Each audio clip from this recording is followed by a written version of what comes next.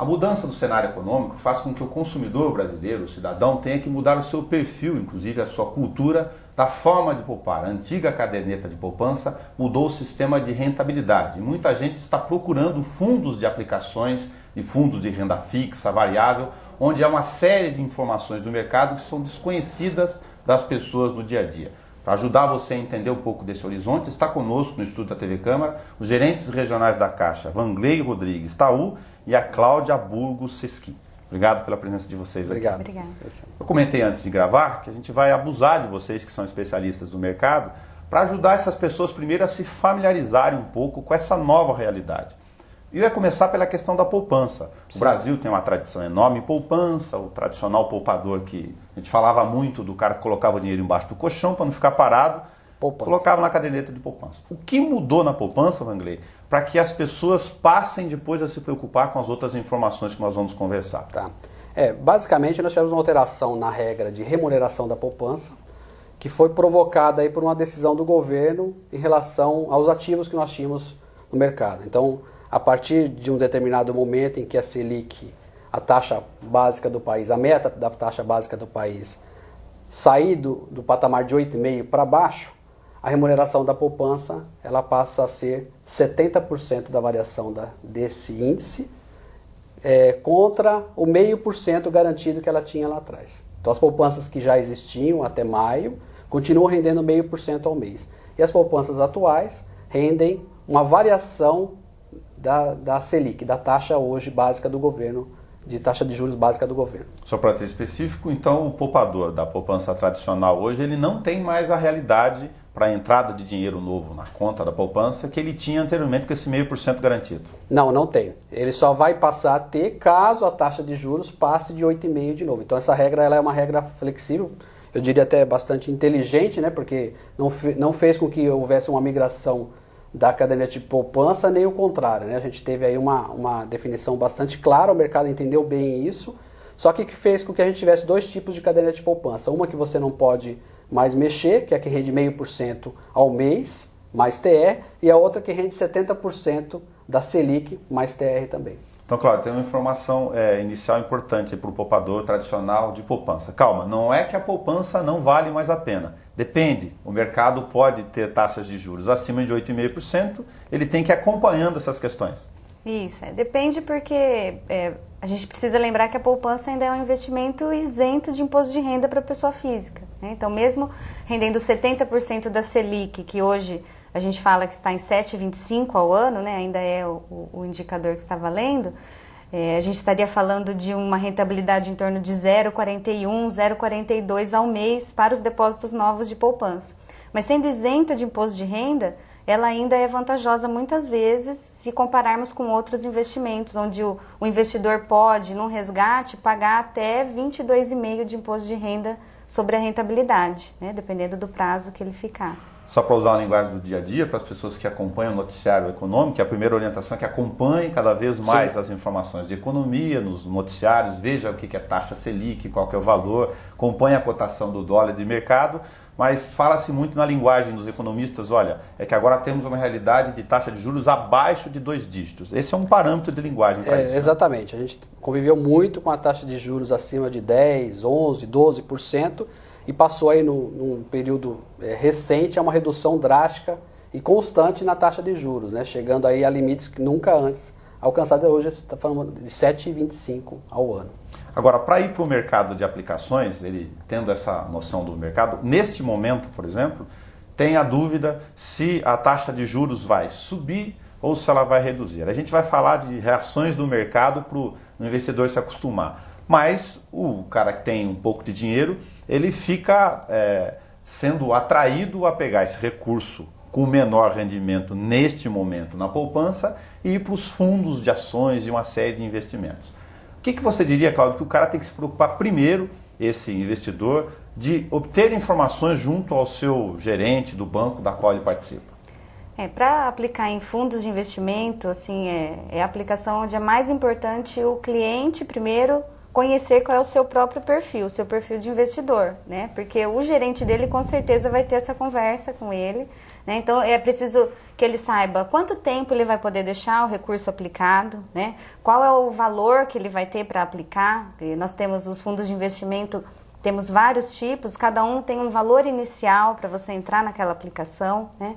Como a gente comentou, as alíquotas de imposto de renda, que os fundos...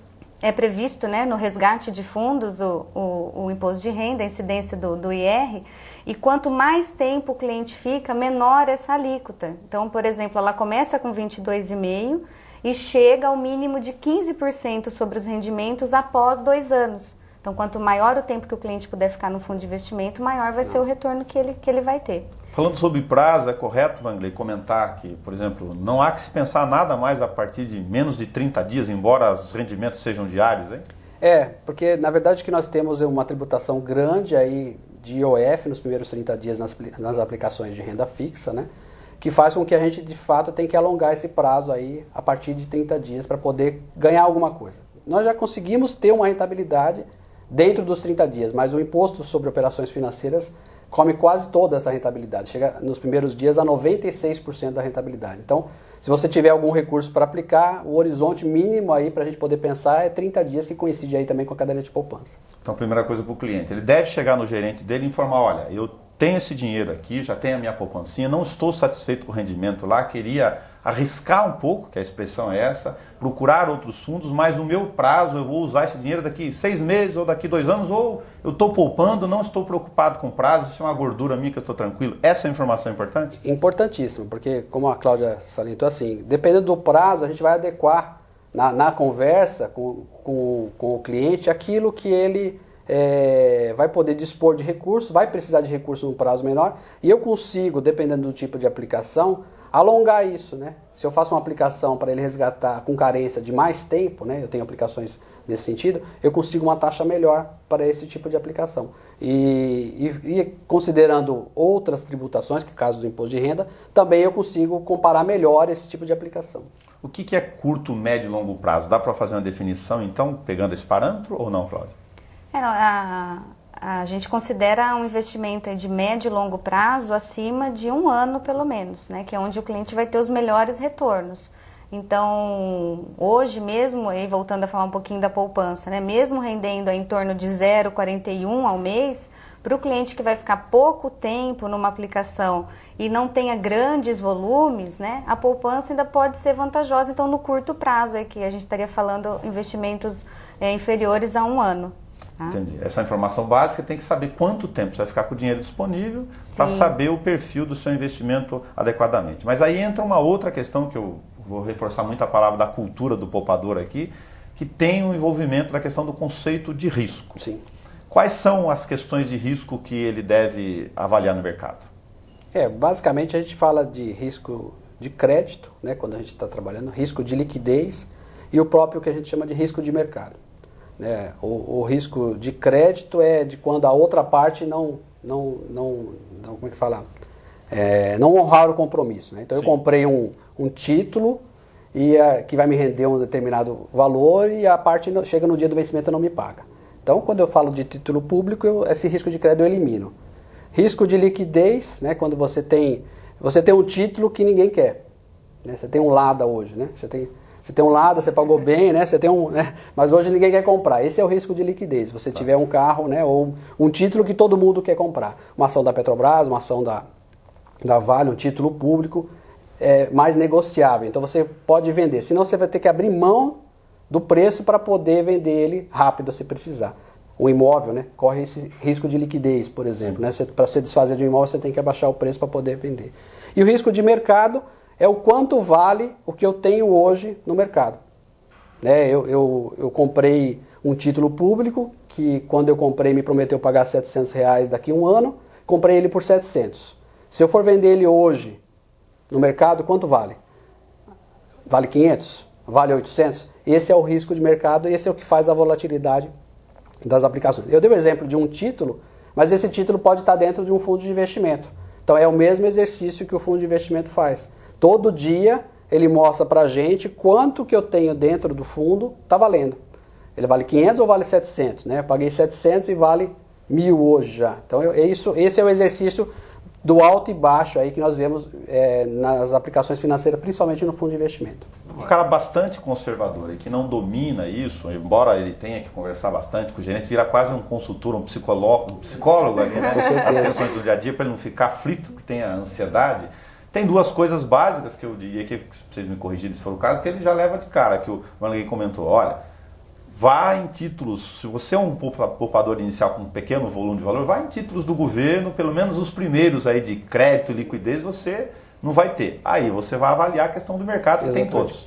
Sim, sim. E é importante, assim, para alguns clientes talvez seja difícil entender a diferença, o que é um fundo, né, de investimento, né?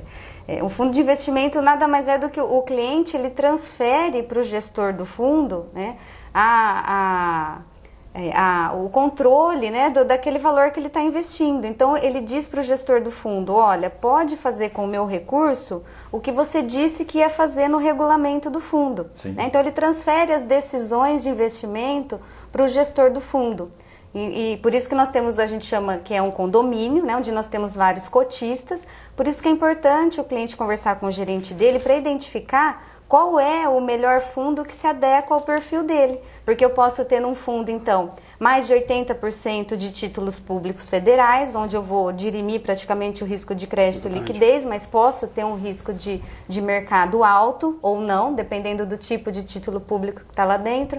Eu posso ter um fundo de investimento que tenha ações na carteira, né? Se eu sou avesso a risco, eu não vou querer colocar o meu recurso ali. Então, assim, fundos de investimento são aplicações um pouco mais assim complexas, às vezes, para o cliente, porque tem de vários tipos, né? Tem para todos os gostos de risco, de rentabilidade, e por isso que é importante ter essa conversa sobre perfil e essa conversa com o gerente. Olha, não é um bicho de sete cabeças, mas você tem que se familiarizando com essa linguagem no dia a dia e saber a expressão como é um condomínio. Você está pegando o seu dinheiro, tem um regulamento, ele vai ter um sistema de aplicação dentro daquele regulamento. Exatamente. Olha o seu perfil e em que condomínio você vai colocar o seu dinheiro. Sim, Exatamente. E o que é mais importante, nenhum gestor de fundo promete uma rentabilidade, né?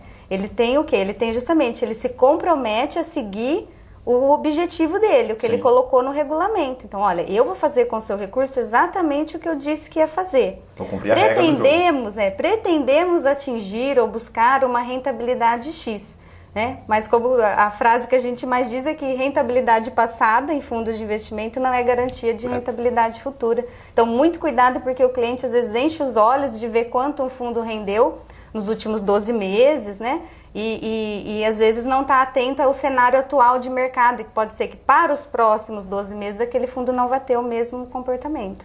Tá. Aí entram algumas expressões técnicas do dia a dia, por exemplo, o fundo de investimento é sinônimo de condomínio, para as pessoas se familiarizarem com a linguagem mais próxima deles no dia a dia. E tem os fundos abertos e fundos fechados. É uma outra característica importante que eu ia colocar aqui. Hoje nós temos alguns fundos que são fechados, tipo o fundo de investimento imobiliário é fechado, o fundo de investimento em direitos creditórios são fundos fechados, e eles são abertos para um público específico, para um determinado tipo de investidor, que a gente chama de investidor qualificado, super qualificado, que seria investidor que você tem acima de 300 mil, 1 milhão investido no mercado financeiro. E são fundos com prazos específicos. Nós temos lançado também por instituições financeiras, a Caixa também já lançou, do fundo capital protegido. Ele abre por um determinado tempo e fecha e faz uma posição de 14 meses, de 13 meses. Então é um fundo que você não consegue comprar uma cota daquele fundo no decorrer do período. Então ele só vai até o final, e ao final é que ele decide o que vai ser feito. Aí a rentabilidade passa, ele fecha o fundo e você ressarce o recurso. Tem um prazo determinado? Tem um prazo determinado. Só resgata depois do prazo? Só resgata depois do prazo. Ele vai finalizando ao tempo. E o aberto é aquele que nós temos mais comumente na rede, o que a gente chama, que a gente tem para ser oferecido dia a dia. Então eu não tenho controle de quantas pessoas estão entrando e quantas pessoas estão saindo. Então o gestor é que tem que trabalhar com isso. Se eu tiver uma grande entrada de recurso, eu tenho que pegar esse dinheiro e ir lá comprar um ativo, de acordo com o meu objetivo do fundo. Se eu tiver muita gente saindo do fundo, eu tenho que pegar esse recurso, vender para poder garantir a liquidez do fundo. Então tudo isso é uma engrenagem que funciona todo dia, e tem alguém fazendo isso, foi o que a Cláudia citou. Às vezes, nós temos fundos na Caixa que a partir de R$10, que você passa a ter um profissional cuidando desse investimento para você em relação ao mercado. É claro que você tendo a opção de investir R$10, você vai ter que escolher aquilo em que você vai estar investindo. E talvez esse fundo com acesso para R$10 não te dê uma rentabilidade tão elevada, mas você tem a mesma condição de quem investir 1.000, 2.000, 5.000, 10.000 nesse fundo. O acesso é igual. Claro. Mas por isso também que nós temos as taxas de administração nos fundos, justamente porque tem alguém cuidando, gerindo o seu recurso, né, fazendo todo esse movimento aí de compra e venda de ativos da carteira do fundo, buscando sempre o objetivo que está no regulamento. Por isso que é uma aplicação que tem taxa de administração, enquanto as outras não têm. Né? Isso que o Vangley comentou no começo. A gente falou sobre a questão de avaliar o perfil, avaliar esses riscos, ele se adequar, ver qual que é a situação dele, o prazo, o tempo que ele vai precisar desse dinheiro eventualmente, ou se não tiver prazo, tem muita gente que poupa assim, fazer a gordurinha, tem boas opções no mercado para isso. E aí entra a questão da chamada marcação ao mercado, uma outra expressão que eu ia colocar aqui para as pessoas se familiarizarem. Tem o valor do custo daquele papel, daquele título naquele momento.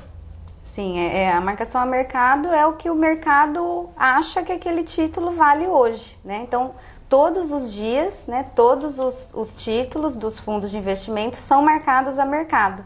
Então, não quer dizer, né, se você aplicou no fundo, você aplicou R$100 e hoje você olha lá, você tem R$98, não quer dizer que você perdeu dinheiro. Outro termo que a gente usa assim, você só realiza a perda se você resgatar nesse dia em que, né, as suas cotas estão valendo R$98. Sim. Se você aguardar a recuperação até o dia que o mercado entender que essas cotas hoje valem R$120, você vai realizar o ganho no resgate.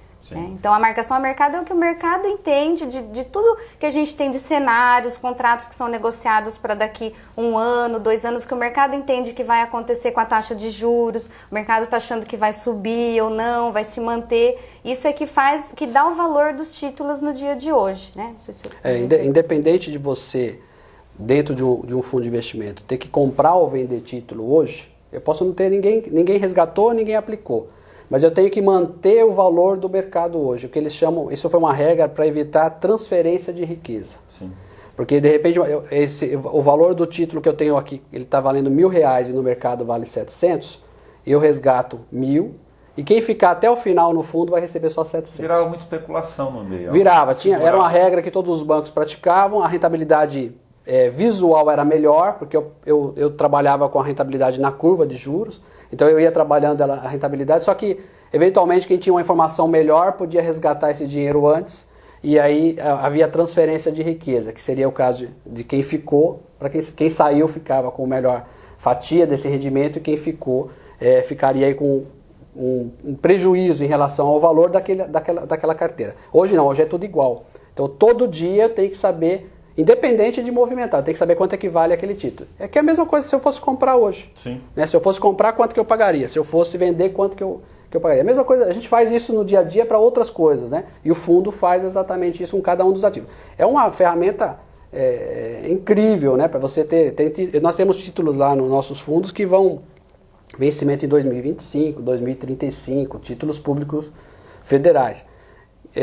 Que uma oscilaçãozinha na curva de juros lá faz uma diferença enorme hoje no preço daquele título. Né? Quem que vai adivinhar? A gente não adivinha o que vai acontecer no final do ano, imagina em 2035. Né? Essa é a questão que essa equação tenta minimizar.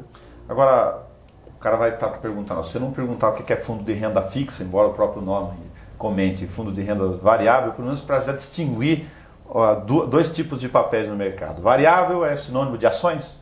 Sim. Ele tem até, na composição dele, vai ter predominantemente ações. Por regra técnica, 67% de ações.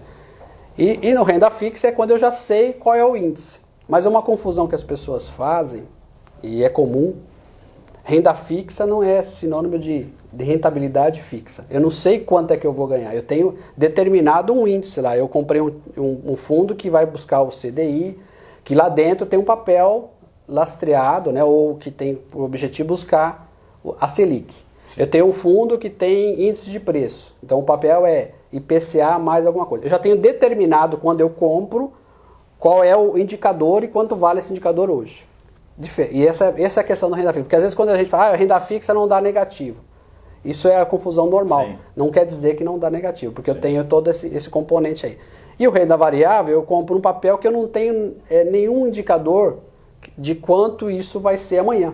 Eu não tenho predeterminado que eu vou ganhar alguma coisa com a ação. Eu não tenho na contratação isso. Eu compro uma ação que vai valer, vai variar, né, conforme o mercado. E o renda fixa é isso, eu já tenho determinado qual é o indicador que está lastreando essa operação. Seja um CDI, seja um IPCA, seja uma Selic, hoje não tem tanto, mas é o que a gente busca hoje, por exemplo, em pós-fixado em títulos públicos.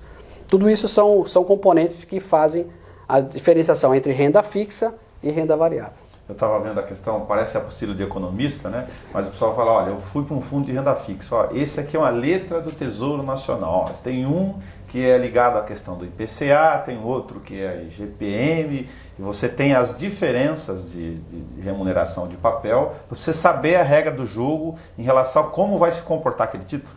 Sim, o Tesouro ele emite vários tipos de título público, né? Como a gente comentou no caso de ter um fundo de investimento de renda fixa, né? E eu achar que por isso eu tenho uma segurança de rentabilidade, o que não é verdade. E eu tenho um fundo com mais de 80% de título público na carteira, só que é um título público que a gente chama de NTNB, né? Que é o título, então, que ele é atrelado ao IPCA, que é o nosso indicador de inflação, né? IPCA mais uma parte de juros pré-fixada. Então, mesmo eu tendo uma carteira super segura com relação ao risco de crédito, eu tenho uma carteira super volátil também, né? Então, ela é composta basicamente por título público, mas por ser título atrelado à inflação e uma parte de juros pré-fixada, o valor desse título varia muito e varia diariamente, né? O que faz as pessoas ficarem assim, um pouco, né, confusas, né? Mas não, só tem título público, como está dando negativo. Então, nós temos títulos públicos que são atrelados, então, a Selic, que são pós-fixados, temos os pré-fixados puros, né? Temos esse que é atrelado à inflação com uma parte, um cupom de juros pré-fixado. Temos atrelado a dólar, né? Esqueci de algum. Temos vários. O pré e o pós. O pós e o atrelado à inflação. Só para ele saber que não é a linguagem básica que a gente está querendo dizer. Se você comprou o fundo de renda fixa, você tem uma garantia da regra do jogo e não do rendimento. Aí você vai lá e vê o tipo de título seu. Se é NTNB, a Cláudia estava explicando, está ligado ao IPCA, acompanhe o índice do IPCA no dia a dia e converse com o seu gerente. O pessoal costuma dizer assim, né? Pô, mas meu título é lastreado à inflação. A inflação só está subindo, ainda mais a que eu vejo no supermercado, às vezes sobe mais ainda. Como é que cai o título? Então, não é tão fácil da gente explicar, mas a regra ela é basicamente em relação a essa volatilidade do dia a dia. Porque eu tenho também um componente que não é só a inflação, que é a taxa de juros dele pré-fixada. Então, se o mercado acha que essa taxa devia subir, o Banco Central não sobe, então essa taxa chega a mudar 1%, 2% no dia. Então, essa volatilidade. Foi por isso, por conta dessa volatilidade, que ele rendeu muito no passado, no último ano. Né? Agora, tem um dado da questão da cultura que a gente comentou no meio aí, para o aprendizado das pessoas, né, do consumidor brasileiro, que é uma realidade nova, de lidar com essa ansiedade no dia a dia. Com a taxa de juros e a taxa de inflação muito próximas, essas incertezas momentâneas, elas estão muito mais presentes. A dificuldade hoje de você gerar fluxo positivo de capital é muito maior, né? Se imaginando que você tinha uma taxa de juros de 12%, uma inflação de 6%, você tinha 6% de gordura aí para poder fazer o que quisesse. Podia administrar bem ou mal, né? A poupança ficava lá embaixo, né? Porque o 0,5% te dava o 6%, equiparava a inflação, e você tinha título público rendendo aí sem risco nenhum, mais 6 acima da inflação por ano. Hoje nós estamos falando de uma taxa de juros do mercado de 7,25 e uma inflação de 6,3. Então eu tenho 1% de taxa de juros ao ano para poder fazer um exercício aí para ganhar dinheiro. Então você imagina o quanto que eu tenho que arriscar, né? Porque se eu trabalhar só no feijão com arroz, na regra básica ali, eu só vou ter o que é o 7,25, que é a Selic, né, ou o CDI, que é 6,99, né, que está um pouco abaixo, comparado com a inflação. Se eu quiser ganhar da inflação, eu tenho que sair dessa margem de segurança, de segurança, que não ter risco, não correr risco, né? E a pergunta que sempre as pessoas têm que fazer não é quanto você quer ganhar, é quanto você pode perder. Quando você investe, essa é uma pergunta que tem que ser para você, né? Sim. Não adianta o gerente, né? Não é para responder para o gerente, mas é você que tem que estar consciente disso, de quanto você pode perder daquele recurso que você está investindo para poder não sofrer no dia a dia, né?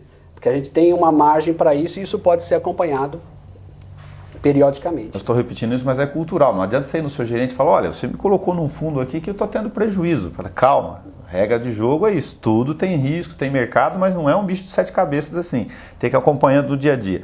Mas tem um outro dado importante para ser repetitivo aqui. Então, além da questão do perfil, dos riscos e entender esse mecanismo e quais são os papéis, tem que fazer continha. É uma outra cultura, porque tem que fazer conta dessa questão de possibilidade de acompanhamento das variáveis todas, da regra do jogo do papel que eu escolhi, mais dos custos. Você falou de taxa de administração, IOF, o imposto de renda, quando for o caso? Sim, porque hoje todos os bancos trabalham dessa forma, né? Nós temos diversos fundos com taxas de administrações, né? Taxas de administração diferenciadas.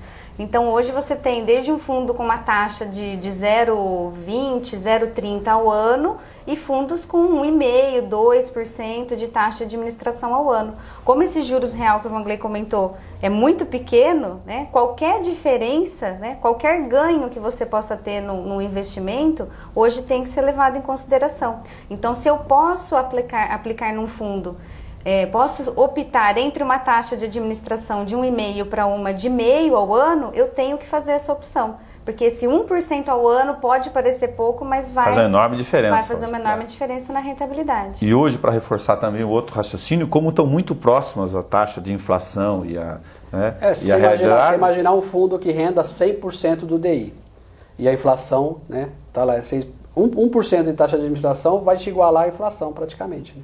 Se você tirar 1% da taxa de administração que ele tira da rentabilidade, vai te igualar a inflação. Então você não ganhou nada. Você só manteve o recurso que você tinha. A gente está muito difícil ganhar da inflação sem um mínimo de risco. O que os bancos fizeram, a Caixa fez também, foi uma redução drástica nas taxas de administração para poder melhorar essa condição. Para poder que o fundo apresente uma rentabilidade melhor para o cliente no dia a dia. Isso foi feito. E o que o cliente tem que fazer é exatamente isso. Primeiro, comparar coisas iguais. Né? Eu posso, na Caixa, Banco do Brasil, Itaú, Bradesco, mas eu tenho que comparar coisas iguais. Eu tenho que comparar que tipo de fundo que eu tenho e o que ele tem, o que ele corre de risco hoje. E aí sim, aí eu vou decidir em função, claro, do atendimento, do relacionamento, mas, falando financeiramente, em função da taxa de administração e do retorno. Muitas vezes, se eu tiver uma taxa de administração menor, a probabilidade de eu ter um ganho maior é sempre maior também. Porque se o fundo corre o mesmo risco, tem o mesmo tipo de papel dentro da carteira, e a taxa de administração for menor, é sinal que eu tenho uma rentabilidade maior. Vou reforçar isso porque é a história do que o Wangley comentou da questão do lado. Cuidado, não tem milagre no mercado. Se o cara está te oferecendo uma brutal taxa de rendimento, uma possibilidade que não tem garantia, ele pode estar te vendendo um lado. O mercado de seguros tem muito disso, né? A variação de preço em função do valor da fiança, do que você paga da franquia. Sim. E às vezes te dão uma coisa ali numérica sem essas informações detalhadas. Eu vou pedir aqui, para aproveitar o nosso tempo, para a gente passar alguns desses fundos, que são uma série de letras e nomes, para ajudar as pessoas a irem se familiarizando. Eu vou tentar fazer um ping-pong aqui com vocês. Fundo de índice de preços é o quê? O fundo índice de preço é aquele que a gente comentou que é atrelado à inflação. Ele tem títulos públicos federais, né, que prometem pagar ao vencimento do título IPCA, que é a inflação, mais uma parte de juros pré-fixada. Né? Então, além da inflação, o que pode mudar o preço, né, o valor desse fundo hoje, é a variação da taxa de juros da Selic. Porque tudo que é pré-fixado, né, quando a taxa de juros sobe ou tende a subir, ele desvaloriza. Então, no ano passado, nós tivemos 3 quedas da taxa Selic. Tudo que era índice de preço valorizou. Né? Todas as aplicações atreladas a índice de preço, por ter esse componente pré-fixado, teve uma ótima valorização em 2012. Agora, em 2013, nós temos perspectiva de queda da Selic? Não, ao contrário, né? Nós temos perspectiva de alta, muitos analistas esperando aí talvez já para abril ou para o segundo semestre. Então, esses índices de preço não vão ter a mesma rentabilidade do ano passado e podem fechar alguns meses negativos. Então, cuidado, essa é uma questão do dado. O ano passado o cara olhou lá, rendeu 15%, não sei o que, falou, nossa, 22, que maravilha. Só que a realidade de mercado mudou, a taxa de juros estava sendo reduzida em escala, Sim. agora tem uma tendência de mercado por causa do controle da inflação. Esse é o melhor fundo, né? Claro que ele tem uma rentabilidade excelente, o mercado pode ser que ele não vai se repetir por conta da condição da taxa de juros, mas para médio prazo, quem quer ter a recuperação do recurso, por isso que é importante saber por que você está investindo. Isso. No médio prazo, você vai ter um fundo que ele vai, dentro da carteira dele, ele vai buscar ter a rentabilidade. Ele só tem que ter isso, porque dentro da carteira ele tem 80%, 85%, às vezes 90% de papéis que vão render inflação mais alguma coisa. E o que nós estamos falando da inflação é 6% ao ano.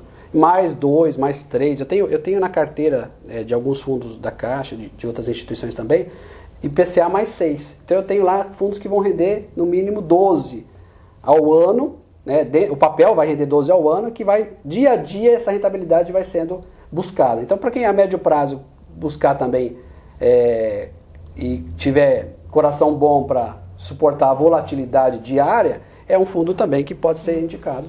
Para não pegar o desespero do momento agora, janeiro e fevereiro foram muito maus, né? Sim, esses fundos de índice de preços, olhando o retrato. Só que se você tiver aí um ano, alguma coisa para um cenário a perspectiva lá na frente, sua em relação calma. Ao que você quer. A calma é a melhor opção. Né? Espere.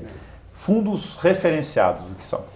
Eles buscam seguir um índice, né, um benchmark que a gente fala. Então, o melhor referenciado, o que mais a gente costuma trabalhar, é referenciado ao DI.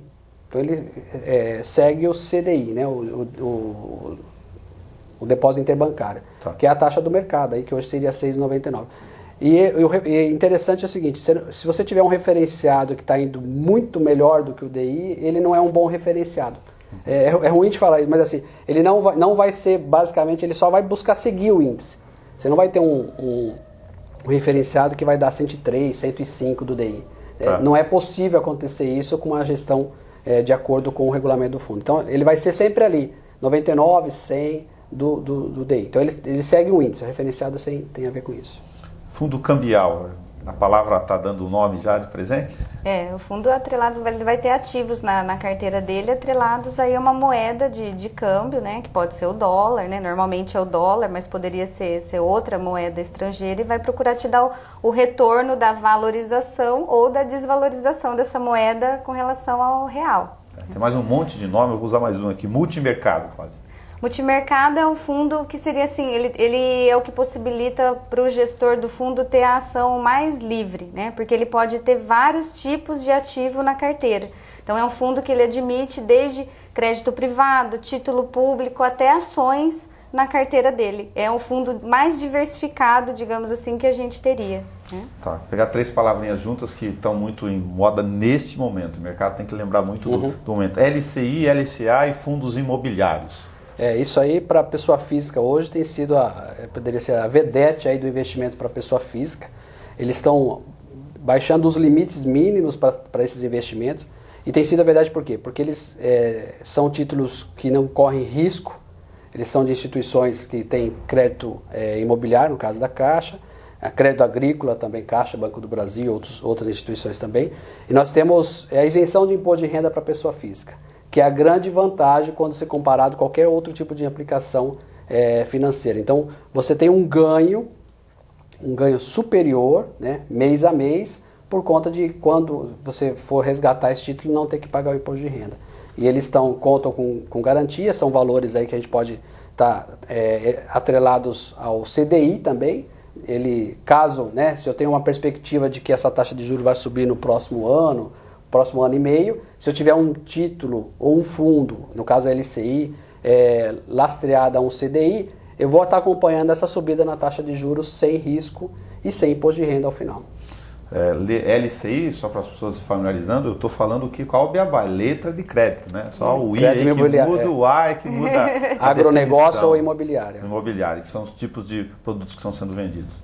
Bom, eu quero agradecer vocês, não tenho pretensão, como disse no início, de tirar todas as dúvidas de questão de economia, mas é para pegar essa cultura do dia a dia do poupador de que ele entenda avaliar e passe a fazer continha e se familiarizar com uma linguagem de mercado que não é só coisa de bolsa de valores, não, pode ser uma boa opção no dia a dia para as pessoas, né? Sim, com certeza. Nós temos a agradecer também que quanto mais a gente puder falar sobre isso, melhor chega essa informação, né? Quanto mais espaço a gente tiver, porque no dia a dia a gente vai atendendo, né? Vai dando essa informação para aqueles que nos pedem, mas quanto mais pessoas puderem ter acesso a essa informação e o que é confiar, né, no relacionamento, no atendimento do seu gerente, que vai ter alguém lá, um profissional que hoje é certificado, né, todas as instituições têm, na Caixa nós temos também, profissionais certificados que vão tratar com ética, vão estar lá por um bom tempo, né, nós temos essa condição específica lá, né, os gerentes que estão hoje conosco são profissionais